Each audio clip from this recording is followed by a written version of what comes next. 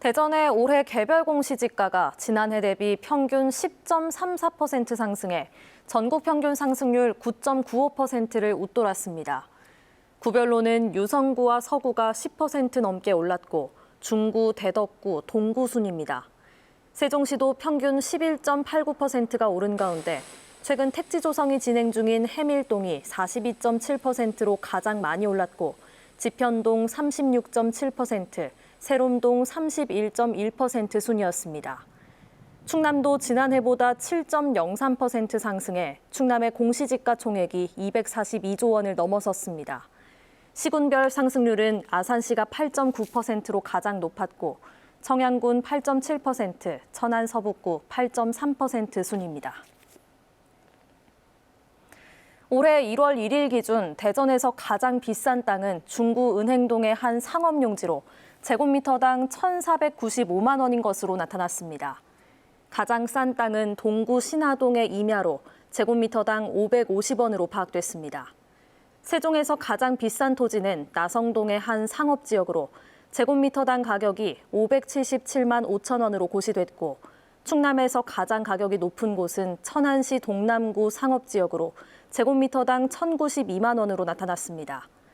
충남에서 가격이 가장 낮은 곳은 보령시 미산면의 농림지역 묘지로 제곱미터당 288원에 머물렀습니다. 대전시가 유성복합터미널의 전 민간 사업자에게 내린 면허 취소 조치가 유지됩니다. 대전고법 행정 1부는 민간 사업자인 KPIH가 대전시장을 상대로 낸 사업면허 취소 처분에 대한 집행정지 신청 항고를 기각했습니다. 재판부는 앞서 집행정지 신청을 기각한 1심 결정은 정당하다고 기각 사유를 밝혔습니다. 앞서 대전시는 KPIH가 대출과 토지매매 계약일을 지키지 못했다며 사업협약을 해지했지만 KPIH가 무효를 주장하며 행정소송을 제기하는 동시에 면허 취소 집행정지를 신청했습니다. 대전시가 성장 잠재력과 부가가치 창출 역량이 높은 지역 스타기업 15곳을 선정했습니다.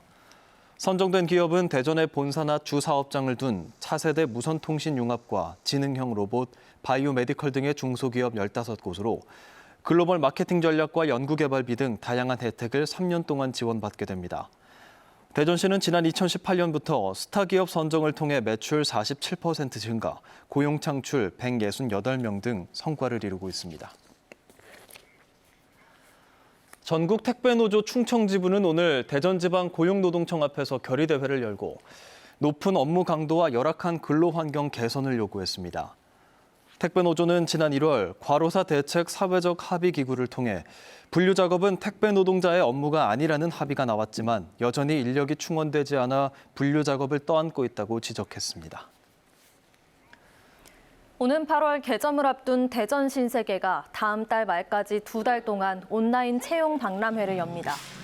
이번 채용 박람회에는 대전 신세계와 이마트, 스타벅스 코리아 등 신세계 그룹 계열사 8곳과 신세계 협력사 104곳, 한스크, 라도무스 등 지역기업 3곳 등 모두 115개 기업이 참여해 지역 인재 3천여 명을 선발할 예정입니다.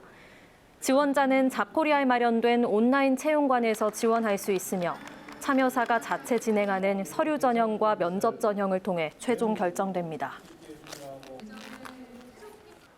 대전의 아파트 매매가가 1%대의 높은 상승률을 이어가고 있습니다.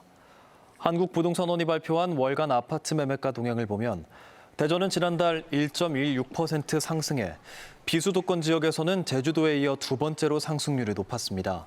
세종은 0.12%, 충남은 0.94% 올랐습니다. 한편 이런 아파트 매매가 상승세 속에 지난달 대전의 중위주택 가격이 3억 15만 원을 기록하며 처음으로 3억 원을 넘어섰습니다. 일본 뇌염을 전파하는 작은 빨간집 모기가 대전에서 올해 처음 발견됐습니다. 대전시 보건환경연구원은 지난 4월부터 매주 한밭수목원과 옛 충남도청사에서 모기를 채집한 결과 지난달 27일 작은 빨간집 모기를 처음 확인했다고 밝혔습니다. 연구원은 하지만 이 모기에서 일본 뇌염 바이러스를 비롯한 댕기열이나 황열 등 감염병 유전자는 검출되지 않았다고 설명했습니다. 태안 지역 28개 해수욕장이 올 여름에도 조기 개장을 하지 않고 다음 달 3일 동시에 개장합니다. 태안군은 코로나19 장기화에 따라 올 여름 말리포 등 태안 지역 28개 해수욕장을 조기 개장하지 않고 다음 달 3일 동시에 개장한 뒤 말리포 해수욕장은 오는 8월 29일, 나머지 해수욕장은 오는 8월 15일 폐장한다고 밝혔습니다. 보령 대천 해수욕장도 다음 달 3일, 무창포 해수욕장과 서천 춘장대 해수욕장은 다음 달 10일 개장할 예정입니다. 충청남도가 코로나19로 피해를 본 소규모 어가에 경영지원 바우처 30만 원씩을 지급하기로 했습니다. 지원 대상은 조건 분리 지역 직접 지불금을 수령한 어가와 건강보험료 납부액이 기준 이하인 어가로 어민 1,800여 명에 해당합니다.